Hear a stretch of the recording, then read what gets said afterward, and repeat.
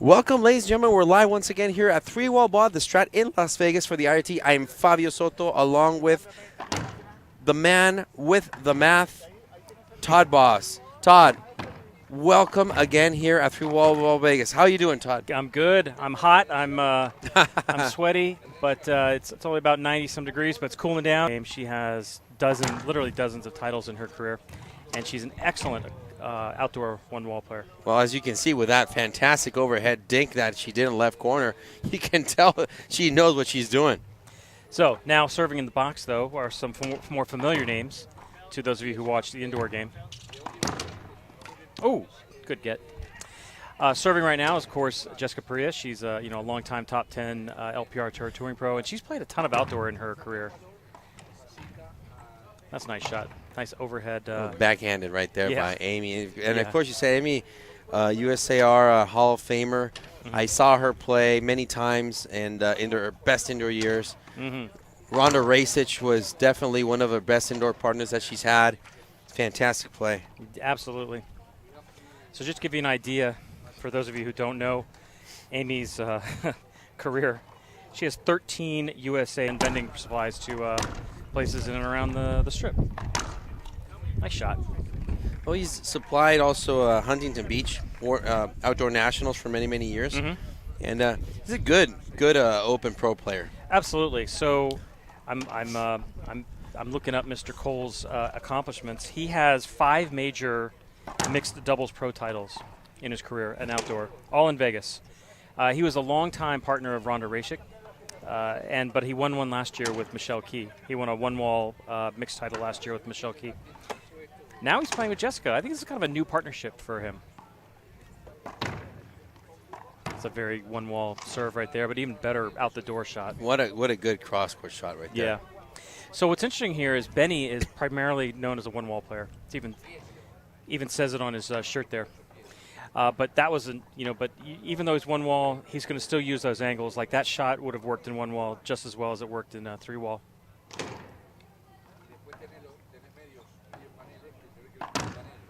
Oop, out at the door. Can't do that. Got it. Shots in indoor are the best shots in outdoor. Like that shot that Jessica took. So good. Oh, that's a good shot. Rocky explained it to me, if Rocky happens to be listening, he explained it to me pretty well earlier today. So outdoor, he likes to make you play above the shoulders. Mm-hmm. So you notice, watch these guys play and see how many times they're taking shots on balls that are above their shoulders. In the indoor game, a shot above your shoulder is a ceiling ball, right? Yeah. A ceiling ball, almost, maybe not so much on the pro level because they're going to take opportunistic drives and hit it down. They have that kind of pace. But here, they're hitting overhead serves. They're hitting overhead shots. They're hitting these kind of around-the-wall balls where they're taking use of the upper ends of the court.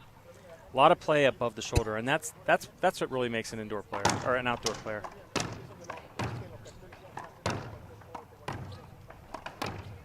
Nice shot. That was a good down-the-line shot by Sotoman. Excellent. Yeah, very well played. Shot. So Sotoman here, long-time, obviously long-time player. He's based here in Las Vegas. And KOLL, players will take a 1-minute break, and we will too. We'll be back on RT Live. My name is Andre Parrilla, and I play with Gearbox. I love about Gearbox that everyone's part of the family, and they have the best equipment in a great sport. Dedication makes a great athlete, obviously talent and passion. One of my beliefs is that we're capable of doing a lot of things that we cannot even imagine.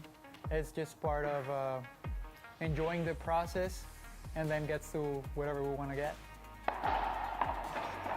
Any sport that young athletes are playing, if you really like it, and as I said, if you put the dedication and the passion, I told you guys you don't even imagine how far you can go.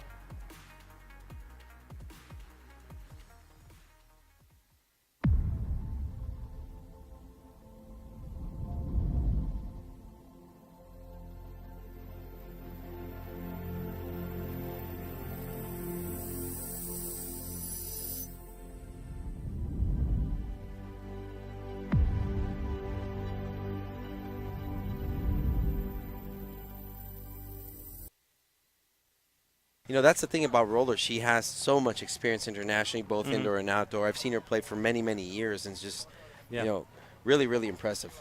She has a career international doubles record of 43-4. Wow. I mean, that's so I mean, she's played. That's a decade of international competition, and she's got 4 losses. That's pretty impressive.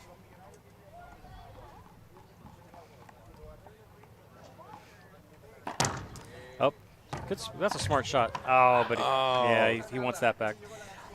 I like that smart shot. He could see Benny creeping out of the corner of his eye, even though they're generally double serving Amy here. Oh, that's a bit of a dink right there, but a miss. I mean, they have a big enough lead that she can kind of take that chance. 4 serving 11. Oh, great shot. That's a great cross court by Parrilla. I mean, that shouldn't have been that difficult to handle, and she got it kind of in and past Amy there. Same thing. Now Cole's got a setup, but referee calls replay there. Yeah, I mean that's probably replay. Yeah. Interestingly, you'll notice in outdoor these guys don't pine and they don't beg for avoidables like you see in the indoor game. You know, stuff happens, they get funny bounces, and they just kind of they're okay getting replays for the most part.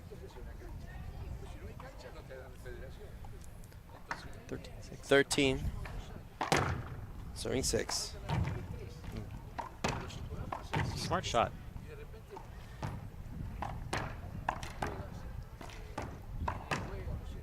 Really kind of. Oh, it's a miscommunication right there. Yes, that's Benny's shot coming across, though. That has to be. See, if that ball comes front wall, side wall, it's coming right back into the middle of the court where Benny has basically the show. He's 4 shots open to him right there. He can do a pinch, pass on one side, pass on the other.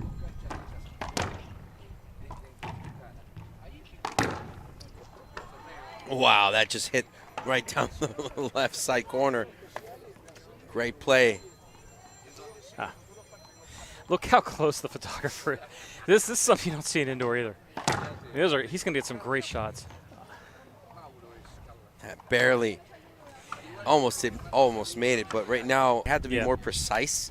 So I'm not, you know, they're not used to hitting corners, but I'm not surprised that he's doing very, very well on that. They have more ball control. I agree. For those who have not played one wall, you would think that it's super easy to keep the ball in court. It is really not.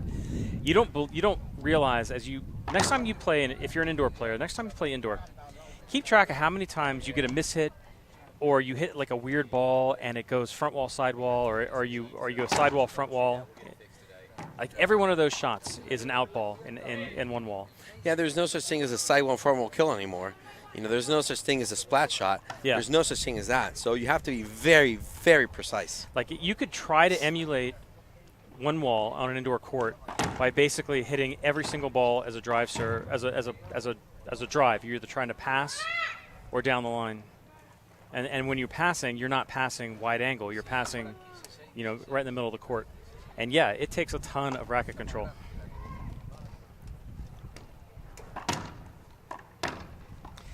I don't like the serve to Benny there. Great shot. The middle solves the riddle. Jessica's talking to herself.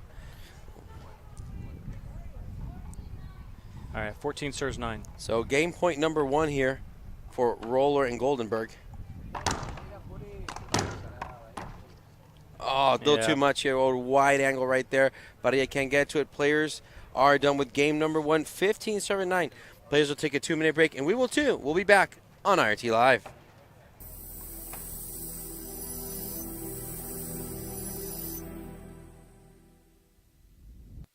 A future free from drugs and alcohol begins with a decision to raise your hand and ask for help. The Frontline Recovery Program at ARC Behavioral Health specializes in treating substance use and associated mental health concerns for veterans and first responders. We provide an evidence-based, trauma-informed approach to treatment, led by a team of veterans and clinical professionals with first responder experience. Hi, this is John Criswell. Welcome to Manufacturing Marvels. Today we're in Rockdale, Illinois, approximately 45 miles southwest of Chicago. For over 50 years, KWM Gutterman Incorporated has established itself as the premier and is currently the largest gutter machine manufacturer in the United States. Initially founded by Carl W. Miner Sr. in the early 1960s, this family-owned business has thrived through 3 generations to continue building the highest quality portable gutter forming machines in the world today. They are masterful in manufacturing KWM's Ironman gutter machines and nationally recognized as experts in the gutter industry. KWM's entire product line is manufactured at 2 state-of-the-art locations. Rockdale houses a 45,000 square foot CNC and assembly facility, and Shanahan houses a 15,000 square foot fabrication facility. Adhering to their family values, integrity, and a particularly homegrown way of doing business has made KWM a success story around the globe. KWM gutter machines are sold on 5 continents, including North and South America, Europe, Africa, and Asia. KWM offers one of the most extensive...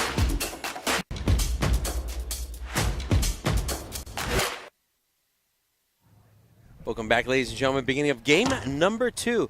Goldenberg and Reese, they won the first game, and they're serving. Todd, what are your thoughts? So my thoughts are Team Sodaman and Jessica made a big comeback, actually. Remember, they were down like 11, 10-0, and they came back. Yeah. So I wouldn't surprise me if this went breaker. It wouldn't surprise me if they stayed in this and if it was a 15-13 second game. They seem to have kind of figured something out, calmed down. Oh, that's a great serve. Wow. Fantastic serve there by Goldenberg. Yeah. While we have a moment here, while we're trying to track that ball down, because we just launched it halfway to Henderson, let's take a quick identification of our sponsors. Our title sponsor, or our lead sponsor for this event is KWM Gutterman. Thank you, Keith Miner, for everything you do. ProKenix is here in force. They've got a big booth over there with tons of stuff. They're selling padel and pickleball and racquetball and all kinds of stuff. Also, main sponsors here, you have LPL Financial and Roscoe Hazley, who's playing in the Kings of the Court, which is fun. AGE Solutions, that's Andy Gomer. They're based out of D.C. They're a kind of a... Say, Todd. Yeah. I don't really have any specific things that I think that that Rick and Jessica need to work on. Just kind of make your shots, force. Oh, that's a nice get. That's a good pickup. Right, that's a great ball right there. That's fantastic play. So now we're tied at 3 apiece, Todd. See, that's what happens, when the linebacker comes barreling through the court. Everybody get out of the way. Excuse me. So Parrilla and KOLL on a 3-point run now.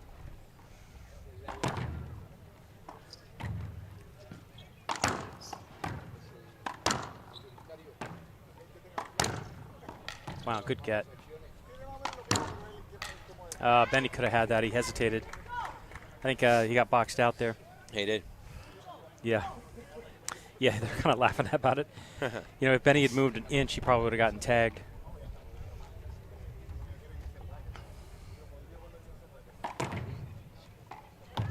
Yeah. So that's what you want on that serve.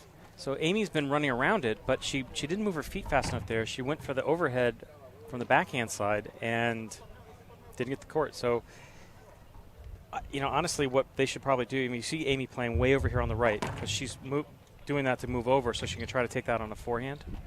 Oh, wow. Oh, Jessica almost got that one. That went out the door. That's an interesting shot right there. Jessica made the effort, but that's the thing, Todd. I love those out-the-door shots because it gives you a lot of perspective and team effort. One of the things that Jessica and KOLL need to work on is that regardless of the outcome of that shot, she needs to run outside, and KOLL has to cover her in the middle of the court. Mm-hmm.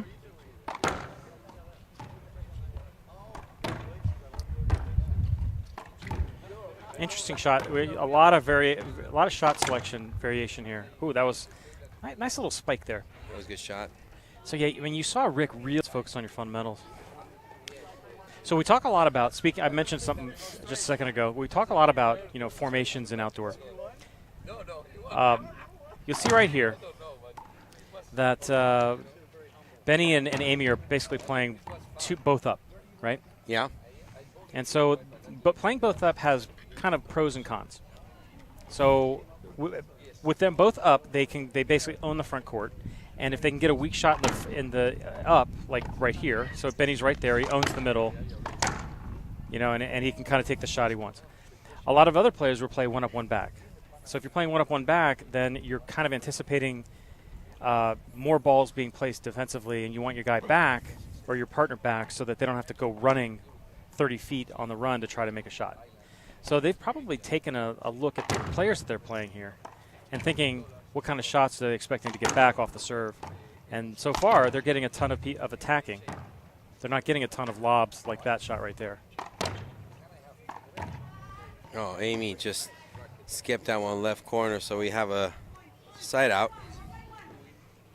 You know, this all is kind of integrated in doubles play in 3-wall. You know, so they had to have strategized and been like, okay, well, I'm expecting a lot. I'm expecting to be able to cut that ball off, or to be more offensive. I don't expect to get driven into the backcourt that much. See that play right there, as we saw, Goldenberg did cover Amy Reese for that out-the-door shot, so she did the right thing. She went all the way to the right. Goldenberg stayed in the middle. It hit the sidewall, and it came back to him. Kill shot right there. I mean, he's cheating. You can see how he's already cheating way over to the right. So Amy's working her way more to the right because she wants to take that serve, that big Z serve as a forehand. Looks like Jessica's gone away from it though. Now she's doing a big drive. It's a good smart serve. Jessica again, good shot, kill shot. Yeah. So now what's going to happen is you're going to see Amy take a couple steps to the left, so that maybe she can get a better forehand on this serve driving right at her.